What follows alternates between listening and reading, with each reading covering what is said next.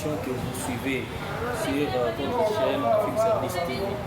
Film Service TV, qui n'est bien d'autre que des nouveaux virages vers l'excellence. Alors, aujourd'hui, nous allons aborder un sujet très crucial pour notre avenir éducatif. Et ce sujet, c'est lequel? C'est l'enseignement de l'anglais en RDC, état des lieux, défis et perspectives. C'est un sujet que nous allons traiter aujourd'hui tout au long de notre émission. Et nous avons cherché un chevronné, un professeur d'anglais. Il s'agit bel et bien du professeur Don Didier Lunko Mouma, qui est professeur d'anglais à l'Institut délimité ici à Kinshasa. Alors sans plus tarder, nous allons demander au professeur Lunko de nous rejoindre sur le plateau de Film Service TV. Professeur, veuillez entrer. Bonjour professeur. Bonjour. Nous sommes très heureux de vous recevoir aujourd'hui dans le cadre de notre émission. Et vous êtes bel et bien sur le plateau de la Film Service TV. La Film Service TV qui est une chaîne de télévision qui n'aborde que des sujets liés à l'éducation. Alors, comme je venais de le dire tantôt, le professeur Lunko Mouma, c'est l'un des grands professeurs d'anglais en République démocratique du Congo. Je ne saurais pas en dire trop. Je vais directement lui accorder la parole pour qu'il nous parle de lui en 1 minute. Professeur Lunko, qui est nos téléspectateurs veulent vous connaître. Dès l'entrée de jeu, je peux certainement saluer tous ceux qui nous suivent et qui continuent à nous suivre. Je sais que nous sommes Oui, exactement. Je salue tous ceux-là qui voir sur cette émission. Je vous salue tous aussi. Merci. Et vous remercie pour les compliments. Je vous remercie certainement. Le professeur Lunko Mouma, Don de Dieu que je suis professeur d'anglais. Non seulement là où vous avez annoncé, vous avez dit que je suis à l'Institut de Salam. Je ne suis pas seulement à l'Institut de je suis aussi professeur d'anglais à l'école bilingue à Lucas School. Voilà. Pour mon passage, aujourd'hui, j'ai 7 ans, 8 ans d'expérience en enseignement. J'ai enseigné dans plusieurs écoles de la classe. Je ne vais pas citer toutes les écoles ici pour éviter la publicité. Voilà. Merci beaucoup, professeur. Nous venons de vous découvrir. Chers téléspectateurs, vous avez compris que le casting a été bien fait. Ce n'est pas un choix hasardeux. Le professeur Lunko est un grand. Il a enseigné dans beaucoup de grandes écoles. Ici, aujourd'hui, nous allons parler d'anglais. Bien sûr qu'on ne va pas parler en anglais. On va parler, bien sûr, en français. Mais nous abordons des détails liés au cours d'anglais. Alors, nous allons parler du contexte général. Professeur, pourquoi selon vous, l'enseignement de l'anglais devient-il aujourd'hui une priorité à l'RDC? Voilà, merci pour la question. Pourquoi l'enseignement d'anglais devient-il une priorité à l'RDC? Si je peux reformuler votre question comme ça que vous l'avez posée. D'abord, nous aurions pu parler de l'anglais, comprendre l'anglais que ce. L'anglais aujourd'hui, à travers le monde en général, n'est pas seulement une langue, mais aussi c'est un job. L'anglais est conçu pour certains comme job. L'anglais est là pour d'autres comme langue de communication. L'anglais est là pour d'autres personnes encore une langue de business. Une langue de business. Une langue de voyage. Parce qu'aujourd'hui, dès que vous sautez par exemple pour le cas de notre pays, dès que vous sautez à l'aéroport international de Djibouti, vous arrivez là-bas, si vous embarquez, pouf, c'est fini. Vous oubliez votre Lingala, vous oubliez votre Congo, Swahili et tout ça. Vous oubliez ça. Et partout où vous allez passer, il y a toujours l'anglais. Voyez-vous? Et avec la nouvelle technologie, actuellement, avec la nouvelle technologie, l'anglais a plus d'impact.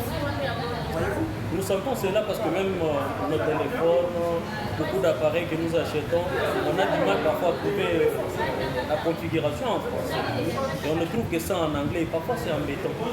Voilà, c'est comme ça que chez nous, en RDC, l'anglais a été introduit comme cours, comme science, comme langue. Pourquoi je dis comme science? Parce que c'est censé être, cela a des méthodes. Comme langue, puisque c'est une langue qui se parle. Ok. Mais aussi, en termes de priorité, l'anglais est au premier niveau à travers le monde.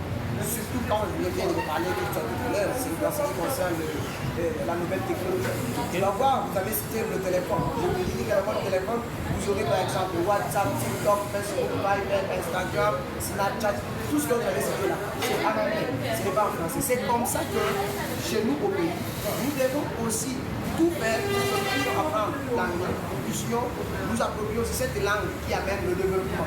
Regardez à travers le monde, partout où on a basculé des pays francophones vers les pays anglophones, ils ont évolué. Et voilà. Donc vous voulez nous dire que la langue du développement, c'est l'anglais. Certes. Donc le gouvernement congolais a raison d'enseigner le cours d'anglais aux élèves. Certes. Et c'est une priorité. Effectivement. Ok, merci beaucoup. Et alors, quels sont les défis, les obstacles majeurs auxquels vous êtes confrontés lorsque vous enseignez ce cours d'anglais dans notre pays ici? Il y en a beaucoup. Okay. Il y en a beaucoup. Déjà, vous allez enseigner des personnes tantôt qui eux-mêmes ne sont pas informées sur l'importance de la langue et d'où la nécessité de pouvoir toujours commencer par le point zéro et afin de décoller. Les difficultés, telles que vous avez dit, j'ai dit qu'il y en a nombreuses. Vous aurez des problèmes de matériel didactique. Okay. Des problèmes liés au matériel didactique. Nous avons des problèmes liés à la discipline même de l'école. Vous entrez dans une école où un enseignant d'anglais est tantôt minimisé. Comment ça?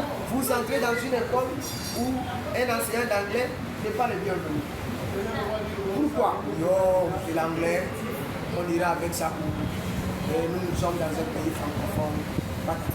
Mais ces mêmes personnes-là qui vous disent ces choses, dans leur même, détiennent des histoires inventées, créées par les anglophones. Ces mêmes personnes, oui, je vous dis clair.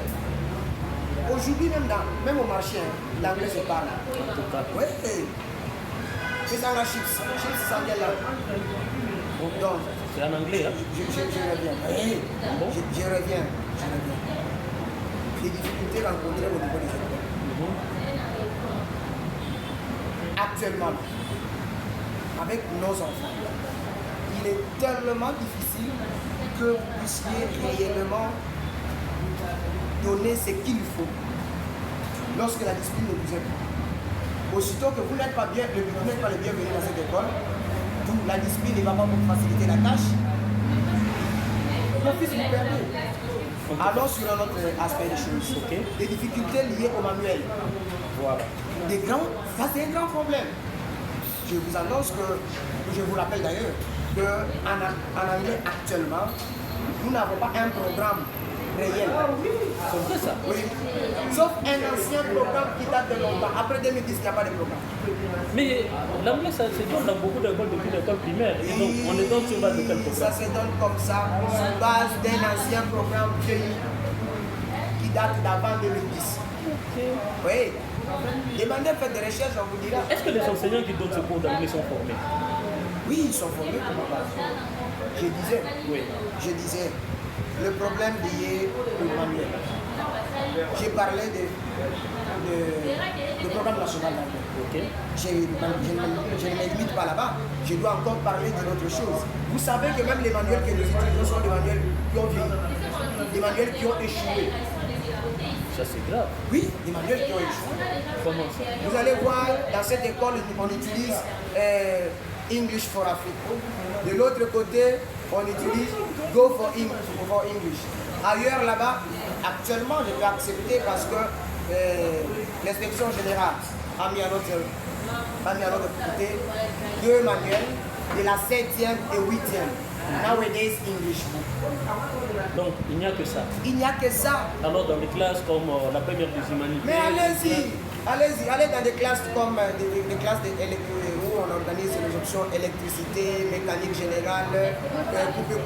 Est-ce qu'il y a-t-il des livres appropriés? Mais vous savez, il y a un autre problème que moi je voudrais peut-être ajouter. C'est pas pour rien que j'ai posé la question sur la formation des enseignants d'anglais. Parce que dans certains coins, ce sont des jeunes qui vont se camoufler dans des petits centres de formation ça et là. Ils apprennent à parler, demain, après-demain, ils deviennent professeurs, ils commencent à donner des cours d'anglais. Est-ce que c'est pas aussi peut-être ce qui fait que les cours ne se donnent pas correctement? Oui, ces gens qui tombent comme du cheveu dans la soupe, ils sont nombreux. Les amis qui viennent du site et qui se déguisent après un moment professeur d'anglais. Non, c'est pas comme ça. On ne devient pas professeur d'anglais comme ça. Pour devenir professeur d'anglais, vous devez suivre les normes. Vous devez étudier, avoir été à l'ISP ou bien à l'UPM, avoir fait l'anglais. Vous avez des méthodes d'enseignement d'anglais. Comment on enseigne l'anglais comme une langue étrangère. Comment on enseigne l'anglais pour tel autre domaine. D'ailleurs, ce sont parmi les difficultés rencontrées, je devrais même citer ces gens-là, ils viennent non seulement pour apporter leurs petites connaissances, mais ils viennent pour détruire. Ils viennent avec les argots. Ils vous apportent des choses du genre non officielles, non reconnues par la langue. Mais vous savez, vous-même là, vous nous mettez dans une confusion terrible avec l'enseignement d'anglais. Tantôt, vous nous parlez de l'anglais britannique. Tantôt, vous nous parlez de l'anglais américain. Tantôt, ceux qui viennent de l'Afrique du Sud parlent l'air anglais. Ceux qui viennent du Nigeria parlent l'air anglais. Et finalement, nous sommes perdus, on ne sait même pas. Et si nous qui sommes déjà des grandes personnes, nous sommes perdus, à combien plus forte raison les élèves? Parce que finalement, même la prononciation complique. Est-ce que vous ne comprenez pas qu'il est peut-être nécessaire pour vous de parler un même langage pour permettre à ce que tous les enfants se retrouvent? Ok. L'anglais que nous enseignons, c'est un anglais scientifique. C'est ce qui s'est appris à l'université, à l'école. Ça n'a rien à voir avec... c'est ça. Le British English, c'est un anglais qui est scientifique. C'est un anglais qui est reconnu. C'est un anglais qui est, je peux appeler officiel, par rapport à English of America, American English. Vous voyez? American English, ça nous appelons ça des temps. Ils ont pris beaucoup de trucs, les argots, les histoires comme ça, ils ont compliqué. Cela ne fait pas de leur anglais un anglais universel. Vous allez avec votre British English ou bien l'anglais scientifique tel que vous avez appris à l'université, vous allez avec ça à l'Asie. Tous ces gens que vous allez trouver là-bas, quiconque parle un peu d'anglais, a appris l'anglais britannique. Donc l'anglais qui se parle un peu à travers le monde, c'est l'anglais britannique. C'est l'anglais britannique. Et c'est ce qui est scientifique. Vous voyez cette difficulté, ça existe aussi. La difficulté n'est pas seulement en anglais, mais aussi en français, plutôt, mais aussi en lingala par exemple. Quelqu'un qui vous parle lingala qui est né à Kinshasa, oui, on accepte. Mais prenez un bout de papier comme ça, donnez à ces messieurs-là qu'ils enseigne un enfant qui veut apprendre le lingala. Il ne saura pas. Qu'il passe pour une émission, qu'il raconte comme les amis de la RTNC nous informent. Il ne le fera pas. Vous voyez? Mais il parle couramment lingala. Vous l'écoutez parler lingala couramment. C'est comme les gens aujourd'hui aiment la manière de parler des Américains. Oui, couramment, oui, c'est bon, ça sonne bien. Est-ce que c'est scientifique? Ok, et je vais vous raconter une petite histoire. Vous savez, moi quand j'ai grandi, dans notre quartier, on prenait les anglophones pour des personnes malades. Oui, les personnes qui parlaient anglais, je connais beaucoup de personnes qui montaient, qui descendaient, maintenant commençaient à crier, à les appeler. Good morning! Tout ça. Alors moi personnellement, je me disais, bon, c'est que peut-être en apprenant l'anglais, on risque de perdre la tête. Est-ce que vous ne pensez pas qu'il y a certaines personnes qui réfléchissent aussi comme ça, qui croient que lorsqu'on connaît l'anglais, on commence à parler, peut-être que ça va bouger un peu? En fait, ce que nous devons d'abord retenir, c'est quoi? L'anglais, c'est une langue étrangère. C'est une langue qui est venue. Ce n'est pas notre langue, nous ne sommes pas nés avec. Étant une langue étrangère, ceux qui apprennent premier deviennent quand même un peu orgueilleux, ils reviennent avec ça à la communauté. Et voyez maintenant la réaction de la communauté. La communauté est intéressée. Mais puisque la communauté est incapable de pouvoir parler, qu'est-ce qu'ils font? Ils accusent le désintéressement. Ok. Vous voyez? Ils accusent les désintéressements. Mais sinon, cette même communauté qui accuse les désintéressements parle anglais sans le savoir. Vous savez comment? Quand vous dites stop. Quand vous dites stop, c'est en anglais. Lorsque vous dites bye bye, c'est en anglais. Ok. Lorsque vous dites Bluetooth, c'est en anglais. Lorsque vous dites WhatsApp, Facebook, c'est en anglais. Mais là, ce sont juste des petits mots. Quiconque n'a jamais été à l'école parle anglais. Ok. Et quiconque utilise Facebook parle anglais. Une autre petite question qui me vient à l'esprit pendant que vous êtes en train d'expliquer. Mais pourquoi nos jeunes ou les personnes qui ont suivi les cours d'anglais, des programmes normaux en RDC, quand ces gens-là doivent voyager, aller en Amérique, dans des pays anglophones, bref, ces gens-là ne se retrouvent pas et sont obligés de suivre encore les cours d'anglais dans des centres de formation pour arriver quand même à s'intégrer, à parler quand même avec les gens de ces pays-là d'accueil. Pourquoi ils ne peuvent pas aller directement avec l'anglais que vous leur donnez à l'école pour se défendre partout où ils vont se retrouver? Ok, ça c'est aussi une autre manche. Et très souvent on me pose cette question. Voilà ce qu'il dit. L'enfant a appris l'anglais ici, le jeune, donc fait adhésion, ayant appris l'anglais ici, scientifiquement, à l'école, fini, il voyage. Mais dès qu'il arrive là, il y a ce que nous appelons l'intégration. Everyday English n'est pas toujours l'anglais scientifique. Le temps que vous avez appris ici, lorsque vous voyagez, vous arrivez là-bas, j'ai parlé, disons, des argots ici. Tu peux trouver un type venir te dire, un man, you are a man, you vas me lire. Par exemple, you are a man, you vas me lire. C'est du argot. À l'école, on ne t'a pas appris cet argot. Maintenant, pour que tu puisses t'intégrer, pour que tu parles rapidement comme ceux qui habitent là-bas. D'abord, ce sont des natifs. Pour eux, l'anglais, c'est leur première langue. Ils ont leur manière de parler. Ils ont leur rapidité de parler. Alors, vous n'allez pas parler de la même façon. Vous devez coûte que coûte vous conformer à eux et apprendre aussi leur argot là. En tout cas, merci beaucoup. Vous savez, c'est un grand sujet. On risque de nous éterniser. C'est comme à les excuses. Vous pouvez jeter avec cet exemple. C'est comme à Lingala. Quelqu'un peut te dire ah, Dolia tombe. Vous voyez, Dolia tombe. Tout le monde sait que tomber, c'est quoi? C'est pas tout le monde qui peut comprendre tomber. Actuellement, pour tous ces foyers-là, ces jeunes qui utilisent les argots, ils savent que c'est les fous. Tomber. Dolia tombe, c'est les fous. Mais, en général, tout le monde connaît que le fou s'appelle Foufou. En tout cas, merci beaucoup.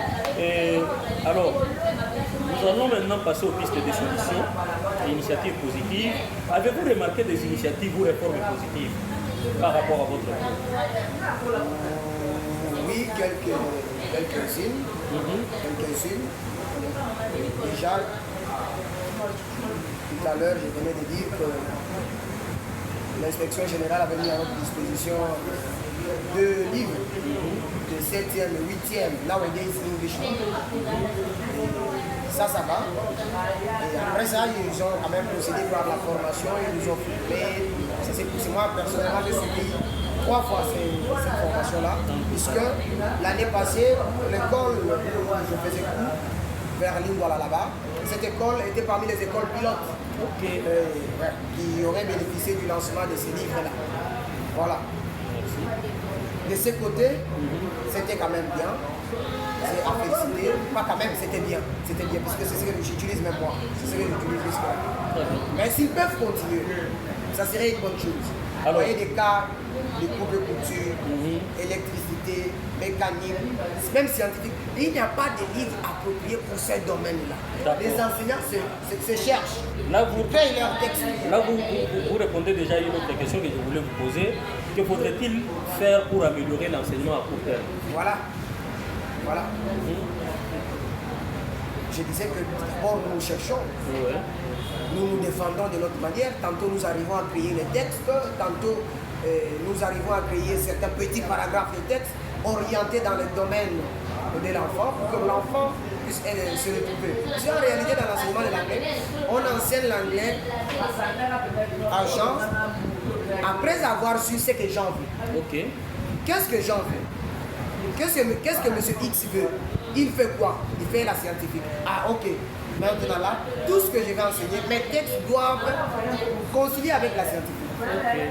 Vous voyez, je suis en électricité, mes matières, la sélection des matières doit être proche de l'électricité. Donc si je peux vous paragrapher là, vous êtes en train de déplorer l'insuffisance des textes liés aux différentes filières. L'insuffisance des textes liés aux différentes filières, mais aussi, parce que les textes se retrouvent dans un livre, mais aussi les livres. Ok. Le grand problème, c'est le livre. En tout cas, merci beaucoup. Et si vous deviez imaginer l'avenir idéal de l'enseignement de l'anglais en RDC dans 10 ans, à quoi ressemblerait-il dans 10 ans ici? Dans 10 ans, moi, j'aurais pu proposer qu'il y ait des réformes réelles. Ok. Des réformes réelles. J'ai échangé l'autre fois avec monsieur l'inspecteur général adjoint. Celui qui vient après Jacques Oudin, vous connaissez? Okay. J'ai échangé avec lui. Là, c'était l'année passée, le 17 octobre 2024. Je lui avais proposé. L'inspecteur général actuellement c'est Hubert Kimboza. Ah, ok. Voilà. J'avais proposé à son adjoint, Mbonkou, voilà, Mbonkou. Il est même sur le livre. J'avais proposé que même pour les examens d'été, quand on organise des sessions, non seulement avoir le cours d'anglais examiné à la session ordinaire, pourquoi pas lors de la dissertation ici, on ait que chaque enfant écrive un paragraphe. Ça renforce l'apprentissage de l'anglais. Ça met l'enfant devant un défi. Il se dit, il y a la dissertation d'anglais qui m'attend, je dois tellement apprendre, maîtriser des notions de grammaire, comme ça je vais écrire. J'ai dit à l'inspecteur général adjoint. Nous citons déjà, soyez bref. Pourquoi ne pas réellement mettre en place un nouveau programme réel pour que cela puisse aider les enseignants d'anglais. Et aussi mettre fin au recrutement, de ces jeunes gens qui viennent des centres de formation où ils apprennent l'anglais verbal, tout ça, sans méthode pédagogique. Ce sont eux aussi qui viennent détruire. Merci beaucoup, professeur Lunko. Nous avons bien compris ce que vous êtes en train de détailler. Vous aviez bien dit que vous recommandez au gouvernement de pouvoir mettre en place un nouveau programme d'anglais et ne pas permettre encore aux personnes ici des petits centres de donner le cours, mais laisser le cours d'anglais aux professionnels, aux ressortissants des ISP ou de l'université. Oui. En tout cas, merci beaucoup. Il suffit que notre ministre prenne un bout de papier et puis il écrit 2-3 phrases, il n'a pas fini, l'instruction sera respectée. Merci beaucoup. Est-ce que vous avez un autre mot à ajouter Par rapport à l'émission? J'ai aimé, je crois que ceci n'est pas la dernière fois. Si vous pouvez me réserver l'occasion prochainement, je serai très content de pouvoir répondre à vos questions. Et ça a été un plaisir pour moi. Et je demanderai à tous ceux qui suivront cette émission de pouvoir couper, prendre, écouter ce que nous avons dit. Aussi aux autorités compétentes de pouvoir trouver des solutions qui sont nécessaires car nous en souffrons. Merci beaucoup, professeur Bunko. Nous sommes très contents, surtout pour cet échange riche et motivant. À vous, chers téléspectateurs, souvenez-vous, l'anglais, ce n'est pas seulement une langue étrangère, mais actuellement, c'est une clé d'accès à un monde de possibilités. Donc, vous devez apprendre l'anglais. Ceux qui ont la possibilité de suivre le cours d'anglais, qui sont encore élèves, considérez le cours d'anglais comme vous considérez la mathématique, le français et que sais-je encore. Et d'ailleurs, la pondération nous donne raison, c'est un grand cours. Et pour ceux qui ont déjà fini, l'anglais c'est une petite clé Donc, allez dans des centres de formation, apprenez l'anglais, ça va vous ouvrir d'autres portes et vous allez vous retrouver dans ce monde qui est en train d'évoluer à une vitesse de la lumière. Alors, nous vous disons merci, chers téléspectateurs, pour votre attention soutenue. Vous étiez bien sûr en train de regarder votre émission pédagogique sur Film Service TV, votre chaîne 100% motivante et éducative. Je ne peux pas quand même clôturer cette émission sans passer à ma tante épouse, Madame Rachel Ngadoula, qui me regarde depuis la maison, et elle qui ne cesse de croire à tout ce que nous sommes en train de faire, même pendant que les autres sont en train de voir comme si c'était une blague, mais elle est là, elle nous pousse, elle nous demande d'aller de l'avant. Je pense aussi à m'aider jolie jeune fille, la petite Jovial Agnès Wanga, ainsi que Chloé Denise Moussa. Papa vous aime beaucoup. Et nous profitons pour lancer un appel à tous les professeurs, tous les passionnés de l'éducation, tous les motivateurs. Vous avez un cadre. La Film Service TV, c'est un cadre. Nous recevons toutes les personnes sans discrimination. Que vous soyez congolais ou étranger, si vous avez une matière à partager avec nous, venez, le numéro est là, le numéro est en bas, et contactez-nous et nous allons vous recevoir et nous allons discuter avec vous. Merci beaucoup et nous vous disons de liker l'émission, partagez, abonnez-vous à la chaîne pour ne pas manquer de nouvelles vidéos qui vont venir. Merci beaucoup et à très bientôt.